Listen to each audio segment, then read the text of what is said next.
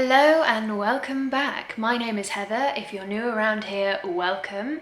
I am a crime writer. I also talk about true crime, the supernatural and writing type things. I talk about books. I talk about social things. If you like that kind of content, subscribe and let's get into the video. Today's video is about the shocking Thames torso murders.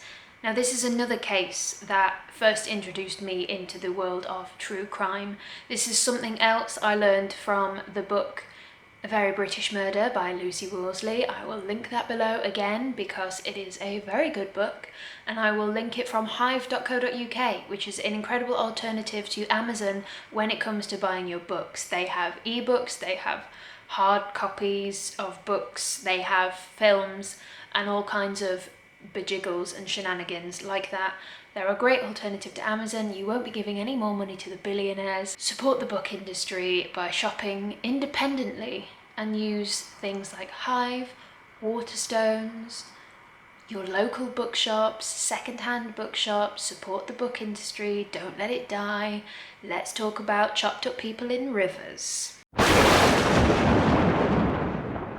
After the horrific murders on the Ratcliffe Highway just a few years earlier, and just a few years before the killings of Jack the Ripper, London was thrown into turmoil again. The Thames torso killings set a good pathway for Jack the Ripper. Like Jack, the killer taunted the police. Like Jack, the killer targeted working class women. And just like Jack, they showed that they had incredible precision and knowledge about anatomy. Their signature on the bodies meant that they were never recognized. Their signature was never undermined by frenzied attacks like Jack. And their taunts were a lot more subtle than Jack. Their remains were neatly packaged like presents. If it was in fact one person, their reign of terror lasted a lot longer than Jack's. On September 5th, 1873, the left side of a woman's torso was removed from a mud bank on the River Thames. As the day went on, more body parts began to show up, including the right side of the torso and portions of lungs. The next day, the woman's face and scalp were found, detached from her head and floating around outside of Limehouse. Next came a thigh and a right shoulder. Police surgeon Dr. Kempster tried to put together this body like a giant flesh puzzle piece. She was put back together on a metal frame. They even tried stretching out her face over a metal block to see if they could identify her at all. Dr. Kempster concluded that this victim was around 40 years old with dark brown hair. They hoped they could identify her by a burn scar on her right breast. Dozens of people with middle-aged relatives came forward, but nobody could identify the body. How could they? Photos were circulated of the stretched face to see if they could bring any evidence, but alas, nobody came forward. The woman was buried unidentified, and that was it until the following year. The following year, a second body was found. She was missing a head, her hands, and her feet. The first victim's cause of death was blunt force trauma, but this woman's vitals were missing. So cause of death could never be identified, and neither could her identity. The verdict for whoever did this was willful murder against some person or persons unknown. So they were looking for a murderer, and they were desperate to find who it was. These first two bodies are often overlooked in the Thames torso case files. However, I included them because they are precursors for the next 4 bodies that were found. The killer could have stopped and started for fear of getting caught. He also could have gone to prison, stopping him from killing. There are many things that could have stopped a serial killer, and nobody knows who it was, so nobody will know the reason. We now go forward 13 years. There were no more bodies or body parts found along the Thames in this time. That is, of course, until May 1887. The first official victim of the Thames torso killer was found. She was found near Raynham, neatly wrapped in a bundle. Over the next few days, more body parts would be found. She would be pieced together, and everything apart from her face and neck would be found. The severe water damage to the body and lack of any facial features made this woman impossible to identify. All they had to go on was appearance. There was no DNA, no fingerprinting, no records. They just had to circulate a description of the body and hope somebody would come forward to claim their missing relative. The only thing they could certify was that she was a woman. They couldn't determine cause of death, although I'm assuming it was blunt force trauma like the other two. But because her head was missing, it could never be determined. On September the 11th, 1888, the murderer began the most grueling game of hide and seek that would later be known as the Whitehall Mystery. It began with a right arm found on an embankment near Pimlico. Police ruled it as a prank by medical students, so they didn't look into it too much. At that point, Mary Ann Nichols and Annie Chapman had already been slaughtered by Jack the Ripper. The Dear Boss letters hadn't been sent yet. It was before the double event, and Ripper fever hadn't yet gripped the nation, as it would do in a few weeks' time. On September the 28th, another arm was found by the side of a road. On October the 2nd, the wrapped-up torso of a woman was found by a construction worker who was working on building the Whitehall Police Vault. The project was for a new police quarters, the first clue that the killer was taunting the police. Dr. Bond, Dr. Hebert, and other medical professionals noticed that the arm had been tourniqueted before it was removed. Whoever was killing these women had medical knowledge. The woman was determined to be 24 years old and of large stature. They were unable to determine the cause of death, so she was written as found dead. The morning of June the 4th, 1889 began like any other. 3 young boys enjoyed the sun and played in the embankment of the Thames just under the Albert Bridge. There was a package lapping against the embankment.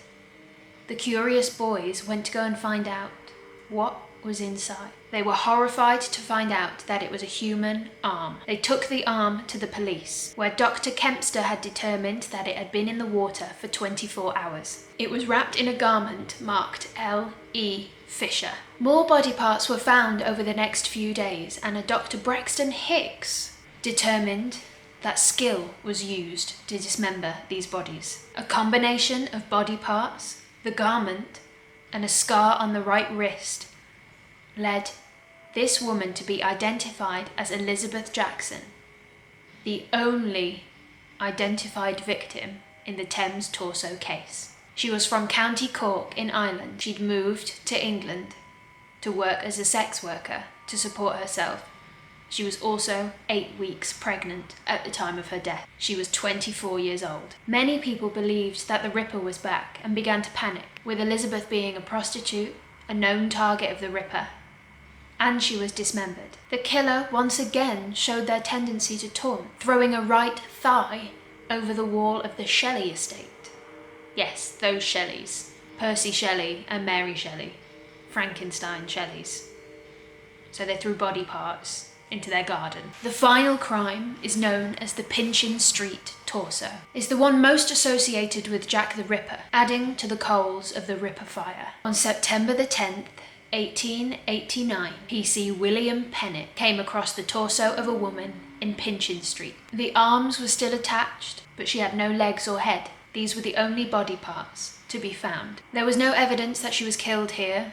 In fact, police believed that she was killed elsewhere, and her body was dumped there to be found. Cause of death and her identity were never found, and she was buried unidentified in East London Cemetery. Bloody cold. If we look at the time zones of these torso murders, the 1873 to 74 and the 1889 murders, and the Whitechapel murders in 1888 of Jack the Ripper, it looked like there were 3 serial killers operating in London at one time. Dismemberment seemed like the most common way of disposing of these bodies. So who was doing it? Was it being taught? Were medical students doing it? Were medical students just playing pranks?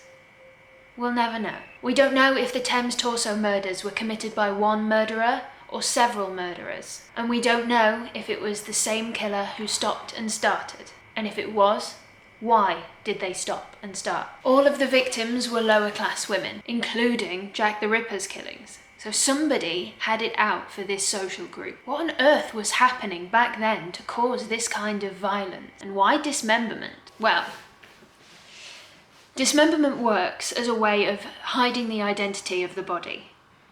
You can also release body parts bit at a time to confuse police, play games with police, disintegrate different body parts in the water at different times, make it impossible to find out which body parts fit with which body. It makes clues disappear. It makes the identity of the killer unknown. It makes the identity of the victims unknown. The fact that 5 victims didn't have a head when they were found. Where are the heads? Where are the heads? No one knows where the heads of these women are. Did the killer keep their heads? Did he bury them? Did he hide them somewhere else? Did he skin them and keep the skulls on his bookshelf? Like, where are the heads of these women? There were a lot of cases of dismemberment in Victorian London at the time. James Greenacre murdered Hannah Brown, and Kate Webster murdered Julia Martha Thomas, and they cut up their victims. Maybe dismemberment was just the well-known Victorian way of disposing a body. Nowadays we have ways of disposing bodies. People either cut them up or bury them or throw them in the sea weighted down. There are popularized versions of disposing of bodies depending on the technologies available at the time. So maybe dismemberment was just the easiest way for a Victorian murderer to get rid of the body and mess up as much evidence as they possibly could, so the victims and the killer were never identified. This killer was more organised than other killers.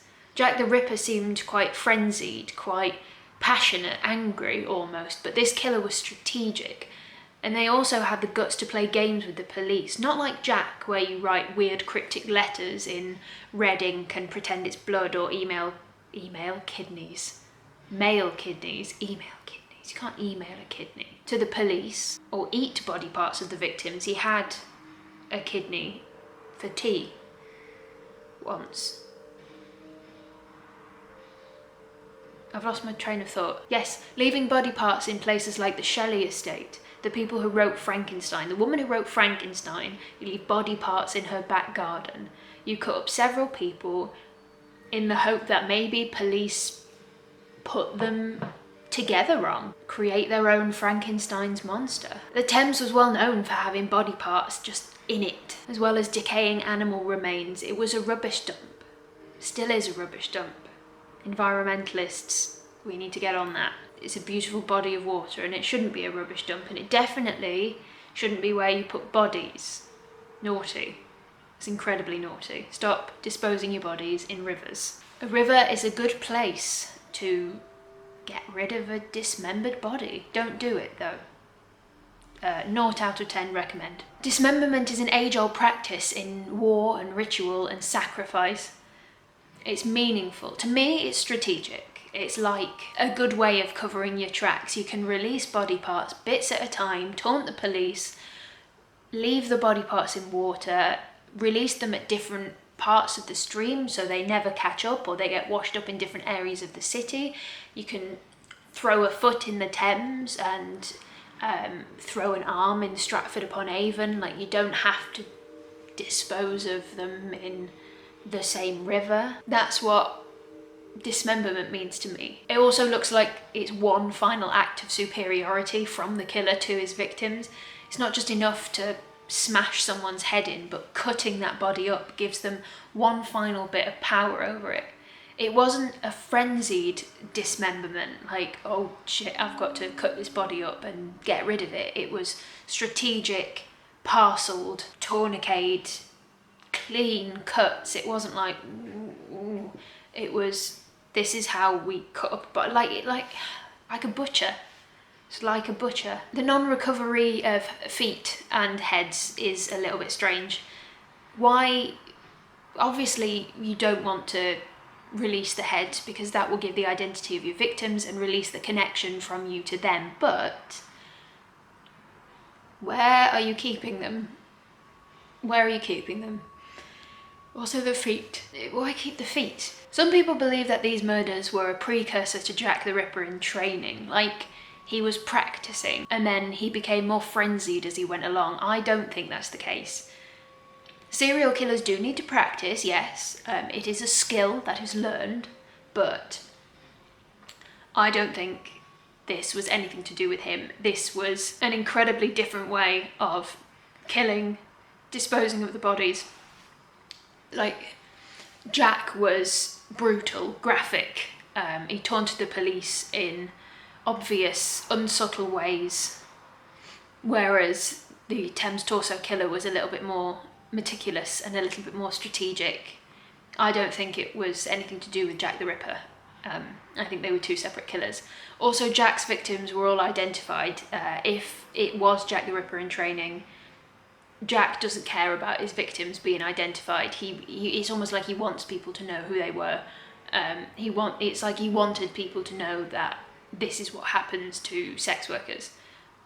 Where it's the Thames Torso Killer was very, very careful to mask the identities of his victims, so I don't think they had anything to do with each other at all. That's all the information I have on the Thames Torso killings. My camera is about to die. If you enjoy this kind of content, subscribe, and I will see you next time.